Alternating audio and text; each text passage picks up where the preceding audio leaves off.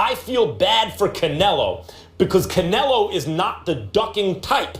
Because he doesn't want to throw his promoter under the bus, he's taking bullets from fans saying, you're ducking Triple G. Canelo doesn't want to throw Oscar De La Hoya under the bus. I will.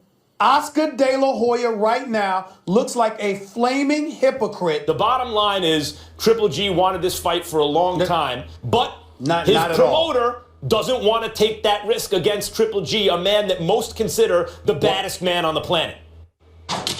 All right, so there's that. Our next guest is boxing royalty, winning 10 titles in 6 different weight classes, including the lineal championship in 3 weight classes. He's currently the CEO and chairman of Golden Boy Promotions, the first Mexican-American to own a national boxing promotional firm. We welcome Oscar De La Hoya to the show, who joins us ahead of Bernard Hopkins' final fight against Joe Smith Jr. at the Forum. Oscar, thank you so much for being with us. And good morning to you guys. Good morning. Stephen A., take it away.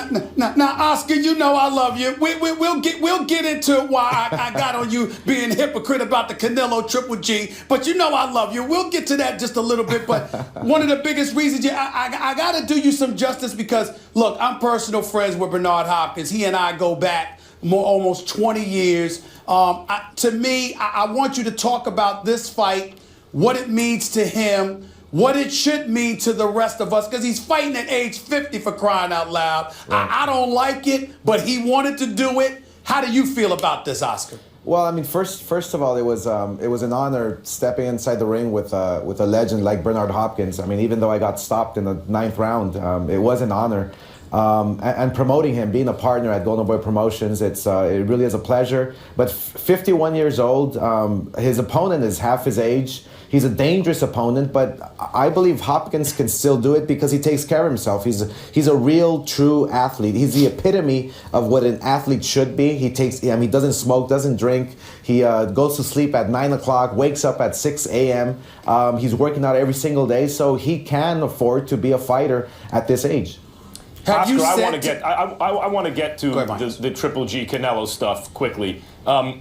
You as a fighter were promoted by Bob Arum brilliantly for much of your career, your professional career, and you were undefeated and you were making a ton of money. And my read about what happened with you is you were hearing fans talking about, well, Oscar's not fighting this guy and Oscar's not fighting that guy. And you wrestled control of your own career. And then Oscar, you fought everybody. You mentioned the Hopkins fight. He was a middleweight. You weren't a middleweight. You were the money man. You didn't need Hopkins to make money. You could have made money with anybody. You fought Bernard Hopkins. You fought Shane Mosley. You fought Felix Trinidad. You fought Ike Cortez. You fought everybody, Oscar, as a fighter. And now you're a promoter with a meal ticket like Canelo, as you were once a meal ticket for Bob Arum. Mm-hmm. And from where I'm sitting, it seems as though you are reluctant to risk your meal ticket in with a killer like Triple G. What say you to that? No reluctancy whatsoever. When I fought all those guys, I was already maybe 25, 26 years old. And guess what? Canelo is now 26 years old, and he's ready to take on the best. I mean, look, Canelo has to go up to 160. He just cannot fight the best fighter at 160, moving up from 154. Canelo is ready to fight Triple G in 2007 as long as Triple G signs the contract. That's it. That's all we're waiting for. So, look, but I'm Oscar, looking forward. Isn't that like a tried and true strategy in boxing? You can always put poison pills in a contract or offer a guy a deal that he ain't going to take, and then one side or the other, usually the ducking side, can say he didn't sign the deal? I have to disagree because it's a deal that is an incredible deal for both guys. So I'm being fair here. I'm being fair to the public. I'm being fair to the fans. This fight must happen in 2017, and it will happen, believe me. Okay. Well, Oscar, getting back to my hypocritical comment, I'm clearly not talking about Oscar De La Hoya, the fighter. I know how great you are. Major props to you, my brother. Major props to you. But I got to get on Oscar De La Hoya, the promoter here. Based on everything you just said, what the hell did you have Canelo Alvarez, Canelo Alvarez, called Triple G into the ring after you knocked out Mr. Glassjaw and undersized himself, Amir Khan, last May 7th. If you knew that y'all weren't ready to rumble that fall, why in God's name have Triple G come into the ring and tease us all into believing that was what we were going to see next? What was up Steven, with that? I mean, that was out of my hands. You know, fighters sometimes, you know, they're weird.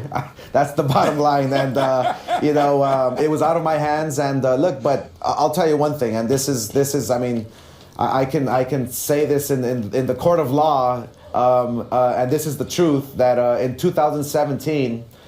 We want this fight to happen. Canelo wants it. I want it. The fans want it. And like I said, look, we're offering Triple G a fair contract, more than fair contract, an incredible contract. And we're hoping that September of 2017, this fight can happen. Well, Max, before you come back, let's see. Here's where I got some issues with what you're saying, Oscar, because Triple G obviously is a legit middleweight, and we know that Canelo's on the come up. Triple G's whole thing is that, you know, I shouldn't have to lose weight, you know, go from 160 to 155 or whatever the case may be. If this guy is walking around calling himself a middleweight champion, that's one point. And if Canelo is you never made catch weights, Oscar. You never made catch weights. You fought. But check it out, Max. Oscar, if Canelo is so ready, why have your last two fights been against Amir Khan and Liam Smith? Are you kidding me? That's what y'all... Come on now.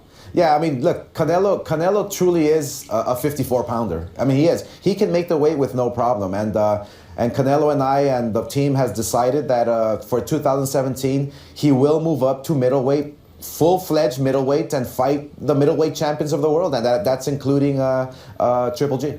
At 160, you're saying? At 160, that's it. I mean, there's no catch weights here. There's no catch weights here at Golden Boy Promotions. Oscar, this is live television now. This is live television, This is live. And by the way, just to give everyone a sense of Oscar De La Hoya's quality as a fighter, at almost the very end of his career, after having now admitted that he didn't always, you know, do the Hopkins thing and not drink and smoke and party and abuse his body, etc. You gave Floyd Mayweather in his prime a tough, competitive fight, and that was clearly you out of your prime. So right. Oscar De La Hoya is an all-time great fighter. We all understand that. Oscar, as it relates to Bernard Hopkins and this fight with Smith, Smith earned this fight with a first-round knockout of Fonfara, a tough guy who'd beaten Chavez Jr. What do you think about the quality of the matchup? Obviously, you're not looking to get Hopkins beaten in his last fight, and yet Bernard himself seems to need to feel challenged in order for him to get himself in shape to fight. What do you think of the matchup itself? I think the matchup is, it's going to remind me of maybe a younger, fresher Kelly Pavlik.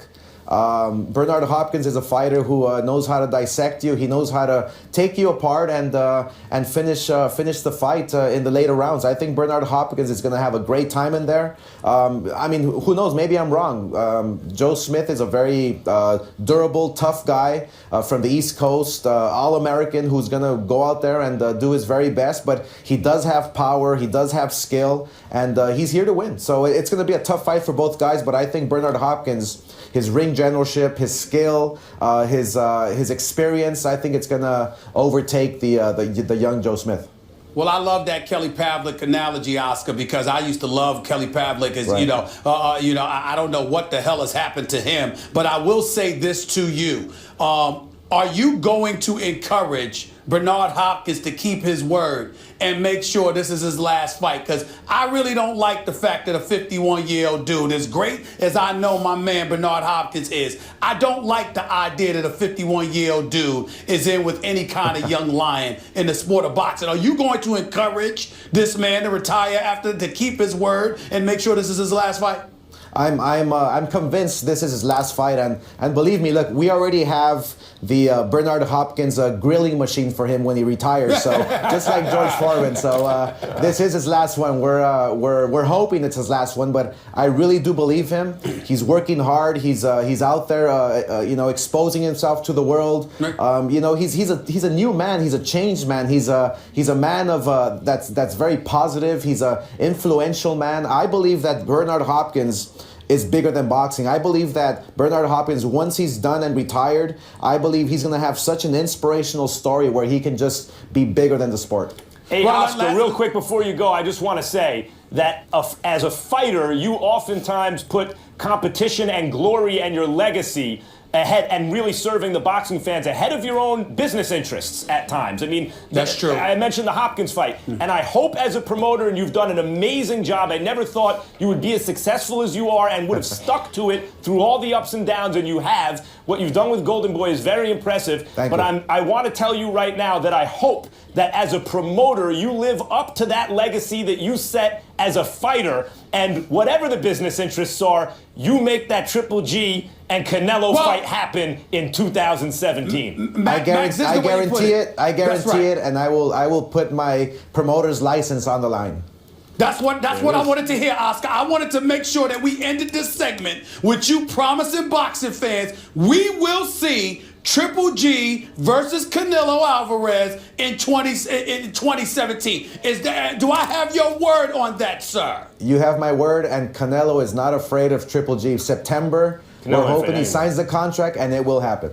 Oscar, thank you. We're also looking forward to Saturday. I know where I'm going to be at. At the I Forum. know where I'm going to be. And Oscar, I want to personally thank you for putting up with those two. Max and Stephen A. are a lot. I got to deal with both of them every day. I love putting up with them. I love putting up with them. See, but you feel for me. Those two are tough. I came on the show for you, Molly. Thank you. We appreciate you. Like everybody. Smart move. We appreciate you. All right, coming up next. I grew up watching some of the all-time greats and being a huge fan of Steve Young and Joe Montana and Brett Favre. I mean, those are three of my all-time favorites, and I've gotten to know those guys over the years, which has been a thrill for me. I know Tom pretty well. I think he is, one of the best, if not the best of all time. But obviously, you hope to be in those conversations, when you're done playing. If we can find a way to get another one that will all go down with a special place in the great history of the Green Bay Packers. That was Aaron Rodgers on Stephen A's radio show on Sirius XM Mad Dog Radio yesterday, saying he hopes to be in the greatest of all time combo with Tom Brady. So we asked you guys earlier in the show, who would you rather have, Rodgers or Brady? And the results are in. 66% say Brady, 34% say Rodgers. I am with Twitter. Max, do you agree? Yes. Who's better? Who would you actually rather have? Brady, because he's played his career with Belichick. So you can't really separate the two.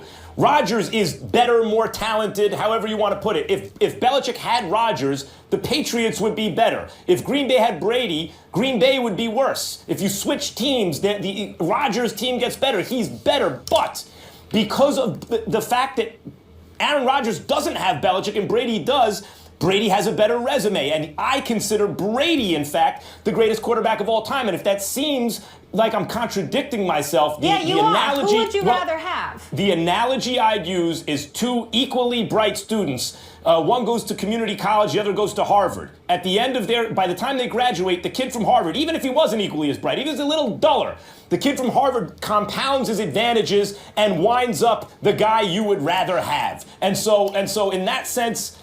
you can't take that away from Brady. On my football team, the same coach, everything equal, Rodgers is the better guy. Well, first of all, you're completely wrong, and believe it or not, it's a situation, Max Kellerman, where you and I are perfect examples of this. You went to an Ivy League school. You went to Columbia. I have no doubt you graduated with honors. I went to some little old HBCU called Winston-Salem State, and everyone would rather have me than have you. So, I mean, that's really what it comes down to, okay? So I understand that. Now, here's the deal with Aaron Rodgers and Tom Brady. We can't poo-poo 4 Super Bowl titles, 6 Super Bowl appearances. We get all of that, and we understand the resume of Tom Brady is what it is. But I think that to some degree, even though Bill Belichick is obviously fed off of Tom Brady has fed off of that system in New England that has helped them immensely. I look at Aaron Rodgers' talents, and I can say you could put that anywhere, and he would still be as great. I'm not sure Tom Brady would be as great without Bill Belichick. We're on the same page about this. All right. No matter who's around him, Tom Brady continues to drive that team, and he's a team player. But we are out of time, folks. Yeah.